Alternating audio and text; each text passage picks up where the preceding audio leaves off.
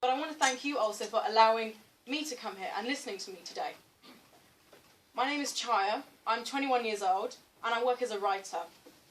And when I say I'm a writer, I get two reactions. The first is, that's really interesting, tell me more about what you do.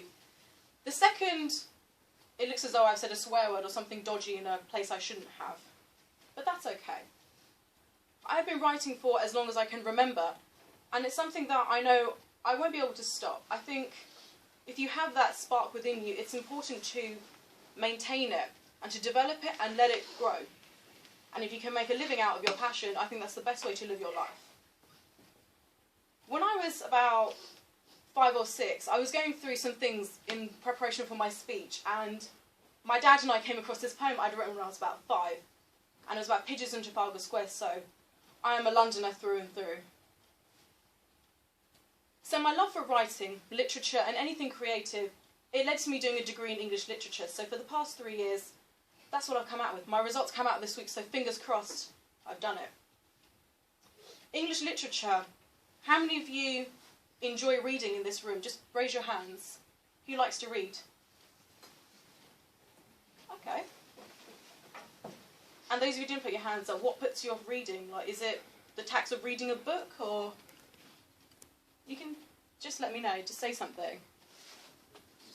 We're good listeners. Newspapers. Okay, so you read newspapers. Who has to read online, isn't it, than to hold a thick book in your hands? When it comes to reading, whether it's in a book, on your Kindle, online, on your smartphone, or however you like to read nowadays with technology, reading is something that I think all of us can do. We can all take a privilege in the fact that we are able to read and write. There is a vast percentage of people in this world who are unable to read, whether it's in English, French, Spanish, or any other language. Books, in my opinion, I believe that books are pieces of physical evidence that encapsulate life. A book is not just something I think you just throw on one side and you think, I don't want to read this today. Books are about life. We can learn so much from reading and passing on knowledge. You learn about society, politics, history, people, and also human behaviour. You learn about the world around you. The power of words is something that I learnt in my degree and also as part of what I work as. And I think a lot of people, we often, take words for granted. We don't realise how powerful a word can be. For example, if I insulted somebody, it could ruin their day, or they could think, I'm not going to listen to you. How many of you have read something, and it doesn't matter whether it's a book, an article, or a blog, and you get lost in that? How many of you have read something really good, just once in your life or anything? Just a show of hands. Yeah. The point I'm trying to make is, when you read something that is so captivating and so good, you get lost in it. And this is exactly what I mean when I say words are powerful. You become that invisible person in a book. You become part of the book, but none of the characters in the plot line or anything knows you're there. It's an incredible feeling when you get that. There is an English saying we have, and it's a saying that I was brought up with in this country. And it goes as, sticks and stones may break my bones, but words will not harm me. When I was very young, I didn't understand what that meant. But it was used as a term to deter bullying. But I think that saying is wrong, because we all know that words can hurt and words can break people. Every single one of us has a story within us, and I firmly believe that I'm a writer and I enjoy hearing other people's stories and their journeys. It's part of something that makes us as a beautiful patchwork of humanity. We're all different and we have to embrace and celebrate that difference. And it takes courage to stand up in front of a group of people, or even just talk to one person and say, this is my story, this is where I come from. I'm now going to talk about creativity, because as well as being a writer, I'm also an artist. So I do a lot of painting and I sell them as well. Creativity is something I think a lot of people don't understand. So I'm going to give my perspective on what it means to me as a creative person. I believe that creativity exists in every single one of us. So the way I mentally imagine it is, you've got like a jug, And creativity is the water inside of it. Every single one of us has this jug, but it takes certain situations and also a sense of, I'm going to do this, to tap into that jug of creativeness. It's initially quite difficult. How many of you heard of artists and people say that artists are crazy? We all know what happened to Vincent van Gogh and cut his ear off. Artists and painters, we're not given the best reputation in today's industry, but to write and to paint, to dance, to perform music, even make music, it's an articulate expression of what it means to be a human being. And creativity is one channel into that. It's a way that you can express life in such a manner. You could express so many feelings from one colour or a couple of words. And so that when someone looks at it, you make an impression on their mind and their heart. There's another phrase that we say in English, it's called, good things come to those who wait. And people use it in alcohol adverts to buy their products. I don't think so. But whilst this is partially true, I could easily amend that saying and say, great things happen to those who go out and achieve and get what they want. When I was 10 years old, as you can tell from my accent, I'm British. I was born and raised here in London, and I hope to move out into the world, not just stay in London for all my life. I watched a documentary about sharks. I have an older brother, so I'm convinced he lied to me and said, this is about cartoons, come watch this, come watch this. So I fell for it as a child, and I had nightmares for a very long time. But one thing stuck with me from this documentary. And it's a man called David Attenborough who did it. He's a very renowned scientist in this country. I'm a fangirl, I absolutely love him, he's amazing.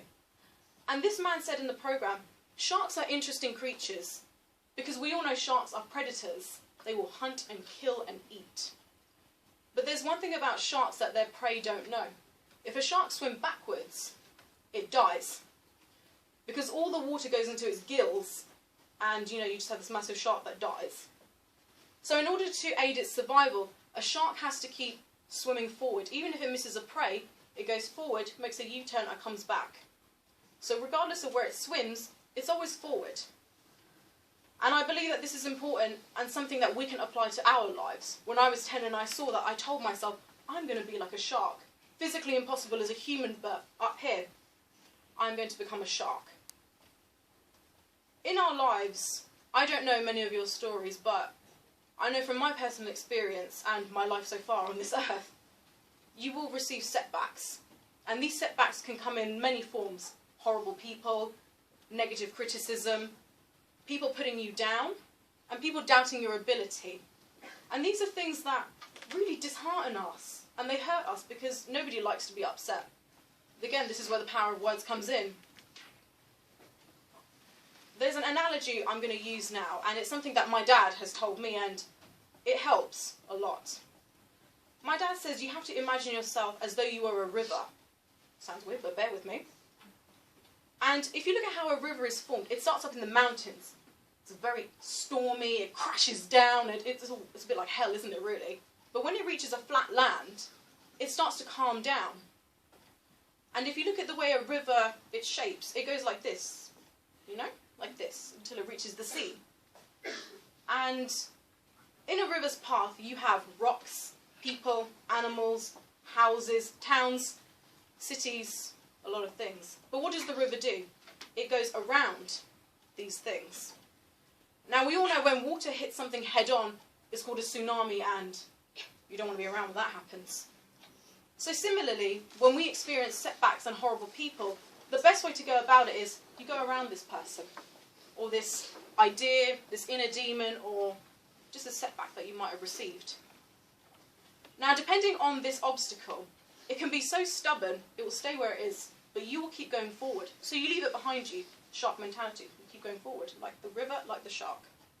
But some people, and some setbacks will do their very best to follow you. So they'll try to float along with you on your little journey, but you keep going forward. And just think, they're almost background noise, to be fair.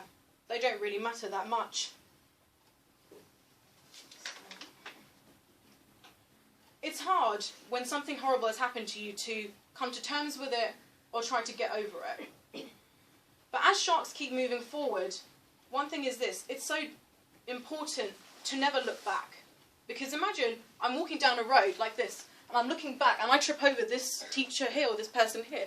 What happens when you trip over? You fall on your face, you graze your knees, you might break your nose if you're unfortunate, and you end up looking up with tears in your eyes. That's how I imagine a path in life to be.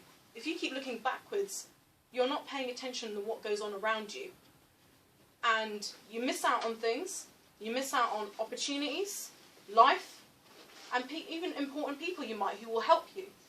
So much so that you look at the future, and as tears blur your eyes and you can't see clearly, you won't see things very clearly. What matters at the end of the day is how you view yourselves. There is nothing more powerful than the idea of, I can do anything, and I can do this. The words itself, I can. Think of how powerful those words are. It's I, it's you. You know yourself better than anybody in this world. And it doesn't matter how many people will try to put you down, but if you feed that fuel of, I can do anything, it's the most powerful thing you could ever have. And I'm actually going to finish on that today. So if you can take one thing away from all of this, I would actually say, believe in yourselves. You are important. You are someone in this world. You are not just a statistic or a number that is on a government piece of paper. You are human beings with life in you.